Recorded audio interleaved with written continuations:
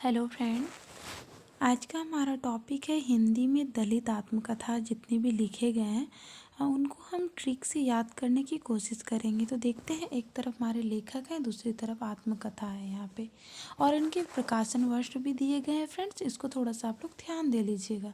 यहाँ पे दिया गया है मोहनदास नेमिस रॉय। मोहनदास नेमिस रॉय की आत्मकथा अपने अपने पिंजरे।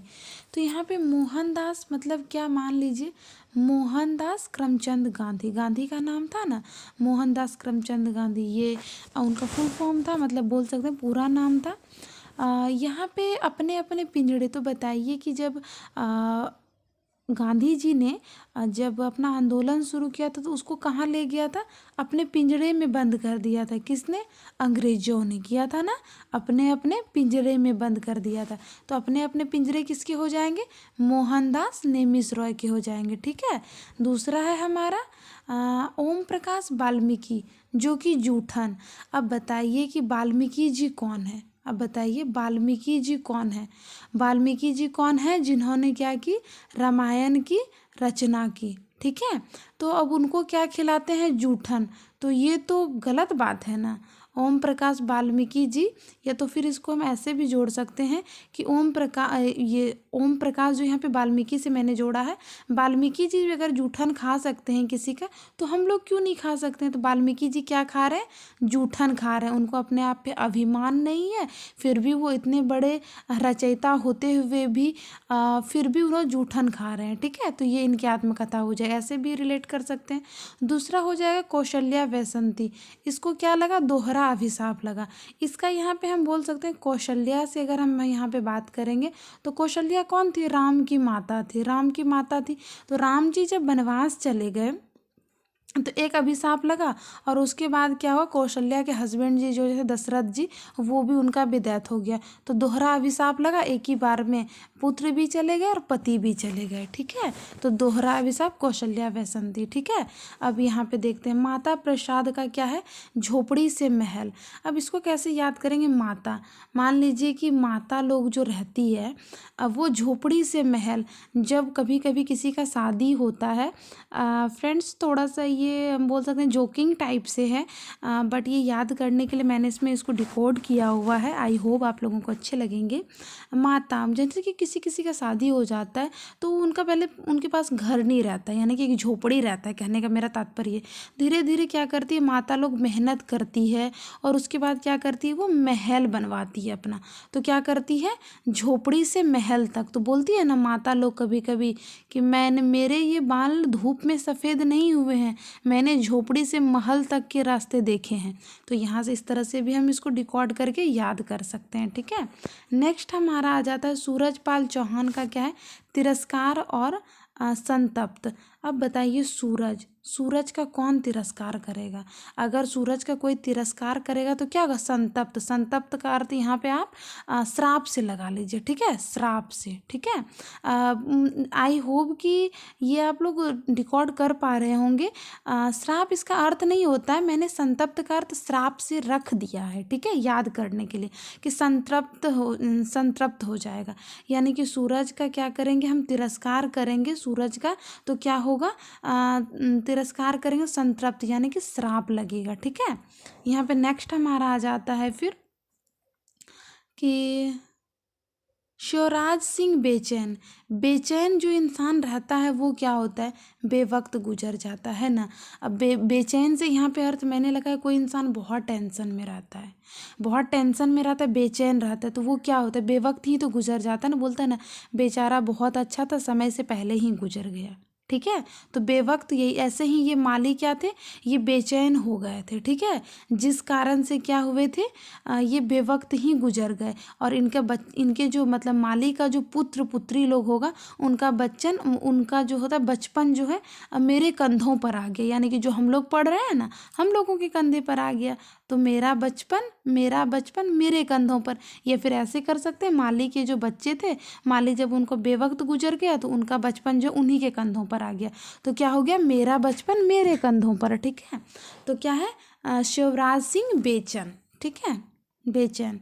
नेक्स्ट हमारा आ जाता है, नेक्स्ट है रमाशंकर आर्य, इसका है घुटन। अब बताइए, रमा से हम राम मान लेते हैं, शंकर से जो हमारे शिव शंकर जी होते हैं, ठीक है।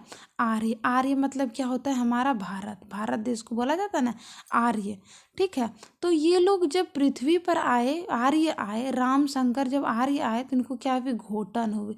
घुटन क्योंकि यहाँ पे देखिए भ्रष्टाचार बढ़ा हुआ है, ये सारे कुछ वायरस वगैरह आ रहे हैं, जिस कारण से ये लोग कहाँ पे रहने वाले हैं, ये लोग रहने वाले हैं स्वर्ग में, लेकिन इन्हें क्या हो रही, घुटन हो रही है। तो इससे क्या याद रखना है आपसे, रमाशंकर आर्य आए तो क्या हुआ, उनको यहाँ की परिस्थितियों को देखकर उनको घुटन हो गई, ठीक है। थोड़ा सा जोकिंग टाइम से है फ्रेंड्स, लेकिन हम इसको 2-4 बार ऐसे पढ़ लेते हैं ना, तो हमें रटने की ज़रूरत नहीं है, ठीक है। नेक्स्ट हमारा आ जाता है तुलसी राम का है मुर्दहिया, ठीक है, और मणिकर्णिका। ये मुझे उम्मीद है कि हमारे सिलेबस में ये लगा हुआ है यूजीसी नेट में, तो ये आप लोग को याद होगा। तुलसी राम, मानिए कि तुलसी का राम होते हुए भी ये क्या करते हैं, मुर्दहिया जैसे जगह पे रहते हैं, है ना।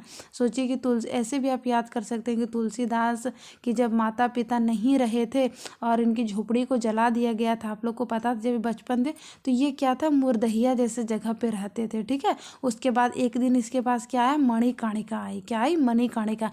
इन्होंने रामचरितमानस की रचना की, जिसके कारण इनके पास क्या है, मणिकर्णिका ना एक ग्रंथ आ गया, एक मणि आ गया इनके पास। तो ऐसे भी हम याद रख सकते हैं दोनों को, ठीक है। नेक्स्ट हमारा आ जाएगा यहाँ पे रूप नारायण सोनकर, रूप नारायण सोनकर, इसका है नागफनी, और इसका है मेरे जीवन की बाइबिल। सोनकर की किसका नहीं बाइबिल रहता है, रूप, जिसका मान लीजिए रूप है, उसके जीवन की बाइबिल तो अपने आप ही खुल जाती है ना। बताइए कैसे, जो रूप, जिसको रूप रहेगा, ठीक है। एक बार मैं फिर से इसको रिपीट करती हूँ, रूप नारायण है।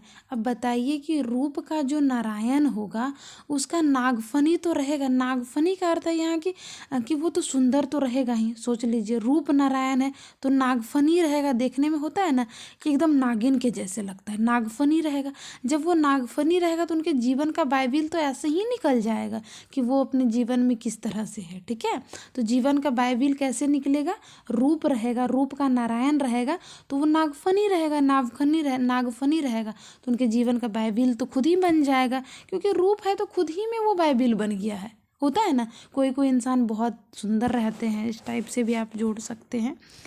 नेक्स्ट है हमारा डॉक्टर धर्मवीर भारती का है मेरी पत्नी और भेड़िया। अब बताइए, इनकी जो पत्नी थी ना धर्मवीर भारती की, ऐसे भी आप हम इसको, एक और इसका ट्रिक है कि मेरी पत्नी जो है वो धर्म ना करने के कारण क्या हुई, भेड़िया बन गई।